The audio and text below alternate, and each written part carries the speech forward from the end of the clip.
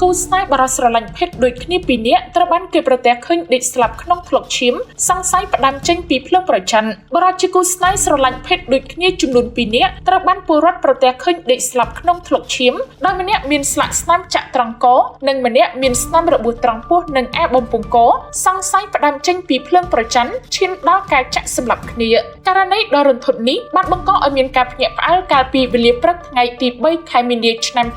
2025ស្ថិតនៅចំណុចក្នុងទំនប់អូត្រែងភូមិស្វាយឃុំប្រញៀតស្រុកកងពិសីខេត្តកំពង់ស្ពឺជនរងគ្រោះទាំងពីរនាក់ដែលបានស្លាប់ក្នុងករណីខាងលើរួមមានឈ្មោះផាន់ណាភេទប្រុសអាយុប្រមាណជាង30ឆ្នាំមុខរបរជាជាងកាត់សក់មានស្រុកកំណើតនៅខេត្តបាត់ដំបងចំណែកម្នាក់ទៀតមានឈ្មោះពូចផានីភេទប្រុសអាយុ34ឆ្នាំមុខរបរជាជាងកាត់សក់និងជាអ្នករស់នៅក្នុងភូមិឃុំកាត់ហេតុខាងលើបើតាមប្រភពព័ត៌មានបានឲ្យដឹងថាករណីឃាតកម្មនេះគេពុំដឹងថាកើតឡើងតាំងពីម៉ោងប៉ុន្មាននោះទេទើបតែព្រឹកឡើងនៅថ្ងៃទី3ខែមីនាស្រាប់តែពលរដ្ឋប្រទះឃើញសពជនរងគ្រោះទាំងពីរដេកលើគ្រែក្នុងថ្លុកឈាមផ្អើលឆោឡោរាយការណ៍ជូនសមត្ថកិច្ចចុះមកកន្លែងកាត់ហេតុដើម្បីត្រួតពិនិត្យតែម្ដងសូមជម្រាបជូនថាជនរងគ្រោះទាំងពីរជាបុរសស្រឡាញ់ភេទដូចគ្នាដោយបានតាក់ទងគ្នាអស់រយៈពេលប្រមាណជាង1ឆ្នាំមកហើយសាកសពរបស់ជនរងគ្រោះត្រូវបានគេប្រទះឃើញដេកនៅលើគ្រែក្បែរគ្នាក្នុងថ្លុកឈាមដោយម្នាក់មានស្នាមរបួសចាក់កនិងម្នាក់ទៀតមានស្នាមត្រង់ពោះនិងឯបំពង់ក